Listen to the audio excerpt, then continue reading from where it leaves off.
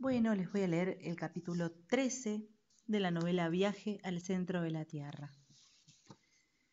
Ya era hora de que fuese de noche, pero en el paralelo 65 la claridad diurna de las regiones polares no debía causarme asombro. En Islandia no se pone el sol durante los meses de junio y julio. La temperatura, no obstante, había descendido, sentía frío y sobre todo hambre. Bien haya el Boer que abrió para recibirnos sus hospitalarias puertas. Era la mansión de un labriego, pero por lo que a la hospitalidad se refiere, no le iba en saga a ningún palacio real. A nuestra llegada vino el dueño a tendernos la mano y, sin más ceremonias, nos hizo señas para que le siguiésemos. Y le seguimos, en efecto, cada vez que acompañarle hubiera sido imposible. Un corredor largo, estrecho y oscuro daba acceso a esta cabaña, construida con maderos apenas labrados, y permitía llegar a todas sus habitaciones, que eran 4: la cocina, el taller de tejidos, la badstofa, alcoba de la familia, y la destinada a los huéspedes, que era la mejor de todas. Mi tío, con cuya talla no se había contado al construir la cabaña, dio en 3 o 4 ocasiones con la cabeza contra las vigas del techo. Nos introdujeron en nuestra habitación, que era una especie de salón espacioso, de suelo terrizo, y que recibía la luz a través de una ventana cuyos vidrios estaban hechos de membranas de carnero, bien poco transparentes. Consistían las camas en un poco de heno seco, amontonado sobre los bastidores de madera pintada de rojo y ornamentada con sentencias islandesas. No esperaba yo ciertamente tanta comodidad, pero, en cambio, reinaba en el interior de la casa un penetrante olor a pescado seco, a carne macerada y a leche agria que repugnaba de un modo extraordinario a mi olfato. Cuando nos hubimos desembarazado de nuestros arreos de viaje, oímos la voz del dueño de la casa que nos invitaba a pasar a la cocina, única pieza en que se encendía lumbre, hasta en los mayores fríos. Mi tío se apresuró a obedecer la amistosa invitación y yo le seguí al momento. La chimenea de la cocina era de antiguo modelo.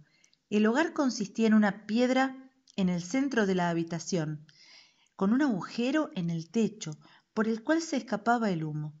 Esta cocina servía de comedor al mismo tiempo. Al entrar, nuestro huésped, como si no nos hubiese visto hasta entonces, nos saludó con la palabra suelbertu, que significa sed felices, y nos besó en las 2 mejillas. A continuación, su esposa pronunció las mismas palabras, acompañadas de igual ceremonial, y después los 2 esposos, colocándose la mano derecha sobre el corazón, se inclinaron profundamente. Me apresuro a decir que la islandesa era madre de 19 hijos, todos los cuales, así los grandes como los pequeños, corrían y saltaban en medio de los torbellinos de humo que llenaban la estancia. A cada instante veía salir de aquella niebla una cabecita rubia y un tanto melancólica. Se habría dicho que formaban un coro de ángeles insuficientemente aseados. Mi tío y yo dispensamos una excelente acogida a aquella abundante parva, y al poco rato teníamos 3 o 4 de ellos sobre nuestras espaldas, otros tantos sobre nuestras rodillas, y el resto entre nuestras piernas. Los que ya sabían hablar repetían suelbertu en todos los tonos imaginables, y los que aún no habían aprendido gritaban con todas sus fuerzas. El anuncio de la comida interrumpió este concierto. En este momento entró el cazador que venía de tomar sus medidas para que los caballos comiesen, es decir, que los había económicamente soltado en el campo, donde los infelices animales tendrían que contentarse con pacer el escaso musgo de las rocas y algunas ovas bien poco nutritivas, lo cual no sería obstáculo para que al día siguiente viniesen voluntariamente a reanudar sumisos el trabajo de la víspera. Suelbertu, dijo Hans al entrar. Después, tranquilamente, automáticamente, sin que ninguno de los ósculos fuese más acentuado que cualquiera de los demás, besó al dueño de la casa, a su esposa y a sus 19 hijos. Terminada la ceremonia, nos sentamos a la mesa un número de 24 y por consiguiente los unos sobre los otros en el verdadero sentido de la expresión. Los más favorecidos solo tenían sobre sus rodillas 2 muchachos. La llegada de la sopa hizo reiniciar el silencio entre la gente menuda, y la taciturnidad característica de los islandeses, incluso entre los muchachos, recobró de nuevo su imperio. Nuestro huésped nos sirvió una sopa de liquen nadando en mantequilla agria, que tenía lo menos 20 años, y muy preferible por consiguiente a la fresca, según las ideas gastronómicas de Islandia. Había además skyr, especie de leche cuajada y sazonada con jugo de bayas de enebro. En fin, para beber nos ofreció un brebaje compuesto de suero y agua, conocido en el país con el nombre de blanda. No sé si esta extraña comida era o no buena. Yo tenía buen hambre y a los postres me di un soberbio atracón de una espesa papilla de alforfón. Terminada la comida, desaparecieron los niños y las personas mayores rodearon el hogar donde ardían brasas, turba, estiércol de vaca y huesos de pescado seco. Después de calentarse de este modo, los diversos grupos volvieron a sus habitaciones respectivas. La dueña de la casa se ofreció, según era costumbre, a quitarnos los pantalones y medias, pero renunciamos a tan estimable honor, dándole, sin embargo, las gracias del modo más expresivo. La mujer no insistió y pude al fin arrojarme sobre mi cama de heno. Al día siguiente, a las 5, nos despedimos del campesino islandés, costándole gran trabajo a mi tío el hacerle aceptar una remuneración adecuada, y dio Hans la señal de partida. A 100 pasos de Gardar, el terreno empezó a cambiar de aspecto, haciéndose pantanoso y menos favorable a la marcha. Por la derecha, la serie de montañas se prolongaba indefinidamente, como un inmenso sistema de fortificaciones naturales, cuya contraescarpa seguíamos, presentándose a menudo arroyuelos, que era preciso vadear sin mojar demasiado la impedimenta. El país iba estando cada vez más desierto, sin embargo aún a veces alguna sombra humana parecía huir a lo lejos. Si las revueltas del camino nos acercaban inopinadamente a uno de estos espectros, sentía yo una invencible repugnancia a la vista de una cabeza hinchada, una piel reluciente, desprovista de cabellos y de asquerosas llagas que dejaban al descubierto los grandes desgarrones de sus miserables harapos. La desdichada criatura, lejos de tendernos su mano deformada, se alejaba, pero no tan deprisa que Hans no tuviese tiempo de saludarla con su habitual suelbertu.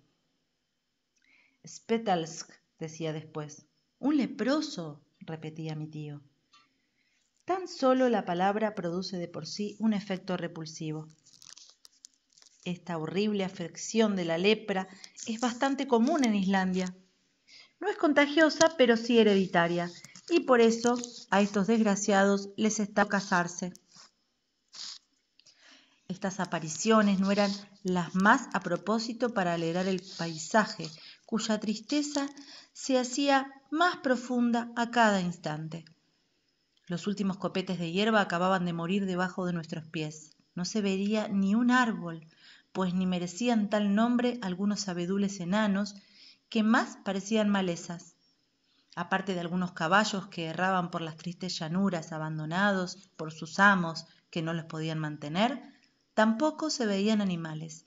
De vez en cuando se cernía un halcón entre las nubes grises y huía rápidamente hacia las regiones del sur.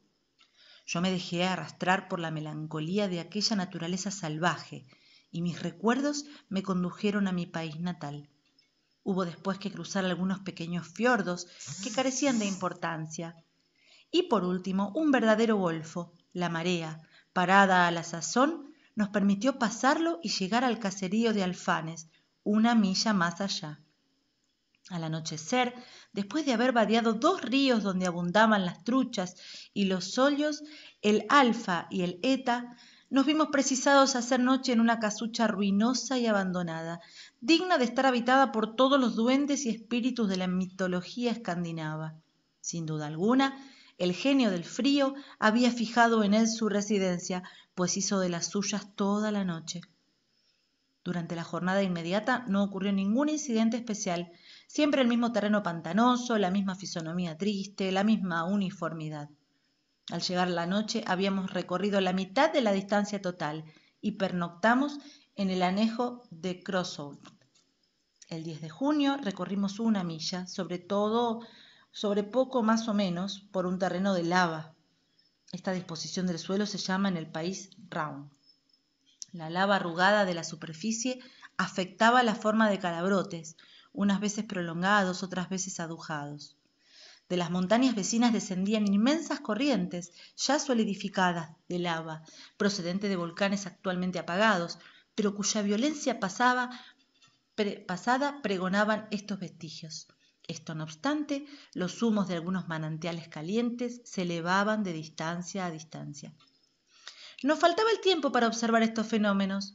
Era necesario avanzar, y los cascos de nuestros caballos no tardaron en hundirse de nuevo en terrenos pantanosos, sembrados de pequeñas lagunas. Marchábamos a la sazón hacia el oeste, después de haber rodeado la gran bahía de Faxa, y la doble cima blanca del Sneffels se erguía entre las nubes a menos de 5 millas. Los caballos marchaban bien, sin que les detuvieran las dificultades del suelo. Yo empezaba a sentirme fatigado, mas mi tío permanecía firme y derecho como el primer día, inspirándome una sincera admiración, lo mismo que el cazador, que consideraba aquella expedición como un sencillo paseo. El sábado 20 de junio, a las 6 de la tarde, llegamos a Budir, aldea situada a la orilla del mar, y el guía reclamó el salario convenido. Mi tío le pagó en el acto. Aquí fue la familia misma de Hans, es decir, sus tíos y primos, quienes nos hospedaron en su casa. Fuimos muy bien recibidos y, sin abusar de la amabilidad de aquellas buenas gentes, de buena gana hubiera permanecido en su compañía algún tiempo con objeto de reponerme de las fatigas del viaje. Pero mi tío, que no experimentaba necesidad de descanso, no lo entendió de igual modo, y a la mañana siguiente no hubo otra solución que montar nuevamente nuestras pobres cabalgaduras. El suelo se encontraba afectado por la proximidad de la montaña, cuyas raíces de granito salían de la tierra cual las de una vieja encina. Íbamos contorneando la base del volcán.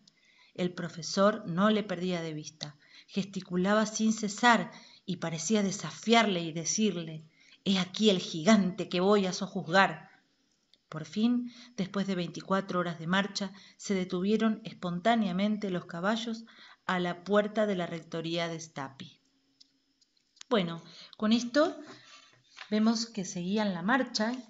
En el capítulo 13, Axel empezaba a contar que cada vez iban por territorios más inhóspitos, más solitarios, más tristes, o en algún momento él sugiere que él cada vez se sentía más triste.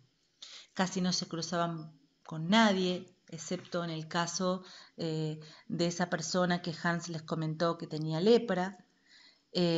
Para quienes no saben, los invito a que busquen qué es la lepra. Actualmente casi no se escucha, pero antes era una enfermedad mortal que no tenía cura. También es bastante notoria cuando hace la descripción de la casa donde se quedaron en Gadar, con estos 19 chicos que tenía la familia, cómo se sentaban alrededor de un fogón que estaba en el centro de la cocina, en el piso, donde quemaban huesos de pescado, de todo para poder calentarse. Tengan en cuenta que el clima era frío, hacía mucho frío, y Axel todo el tiempo está contando que, bueno, que realmente pasaban frío.